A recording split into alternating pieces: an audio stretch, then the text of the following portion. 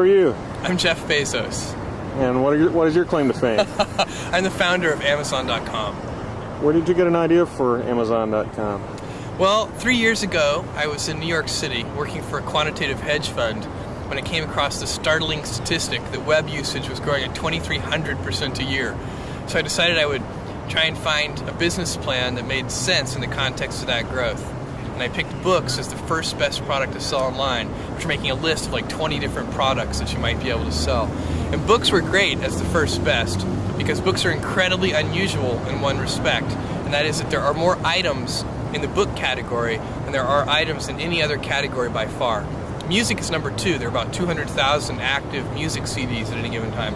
But in the book space, there are more than 3 million different books worldwide active and in print at any given time across all languages, more than 1.5 million in English alone. And so when you have that many items, you can literally build a store online that couldn't exist any other way. And that's important right now because the web is still an infant technology. Basically right now, if you can do things using a more traditional method, you probably should do them using the more traditional method.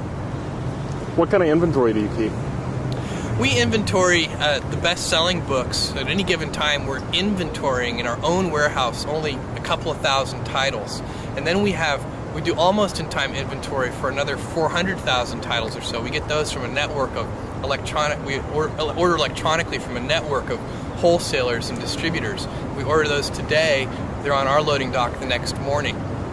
Then for another 1.1 million titles, we get those directly from 20,000 different publishers, and those can take a couple of weeks to get. And then there are 1 million out-of-print books in our catalog. We have a catalog of 2.5 million books altogether. Those 1 million out-of-print books, some of them we can get and some of them we can't, but we find them if we can, and then we ship them to our customers. We do kind of a search on those. What's almost-in-time inventory? Almost-in-time inventory is the phrase we use to describe a whole selection of books that we offer. It's basically the things that are, below the 2,000th best-selling book up to the 400,000th best-selling book. Those are titles that we can get from a network of more than a dozen different wholesalers. So if a customer orders a book from us today, we order that book from our wholesalers today, and that book shows up on our loading dock the next morning, and then we can ship it to the customer. They say one of the toughest things to do on the internet is to capture mind share. What was your secret? How did you do that? Yeah, even more generally, I agree with you that capturing mind share on the internet is extremely difficult. Even more generally, it's the late 20th century, not just the internet. Capturing attention. Attention is the scarce commodity of the late 20th century. And one of the ways that you can do that, and it's the way that we did it, was by doing something new and innovative for the first time that actually has real value for the customer. That's a hard thing to do, but if you do that, then newspapers will write about what you're doing, customers will tell other customers, and you'll get a huge sort of word-of-mouth fan-out, and that can really drive and accelerate businesses, and that's what happened with us. In the first year of opening Amazon.com to the public, we didn't do any paid advertising, and all of our growth was fueled by word-of-mouth and media exposure. I saw little ads at the bottom of the column of the New York Times. That was our very first advertising. We don't do that anymore, but at the very beginning, we did little tiny ads at the bottom of the front page of the New York Times. I thought that was very clever. It's sort of using a URL as a macro, because I read... That it expands. We're a bookstore, click here. Right. That's a great way to think of it. And it worked very well, apparently. I don't know, the problem with that kind of advertising is it's extremely difficult to track. Put a different URL for every... That's the problem, is that you want people to start to learn your URL, so you don't want to actually use a different one.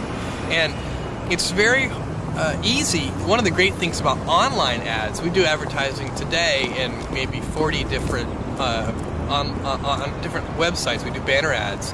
And that advertising is very easy to track in terms of knowing how effective it is. So we know for each piece of creative in each venue, not only how many click-throughs we get, but how many sell-throughs we get, and how many dollars of revenue it generates per ad dollar spent on that creative in that venue. And that is a sort of a marketer's, nirvana in a certain sense.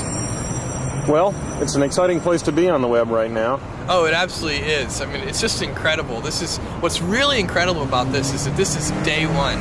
This is the very beginning. This is the Kitty Hawk stage of electronic commerce. We're moving forward in so many different areas, and lots of different companies are as well.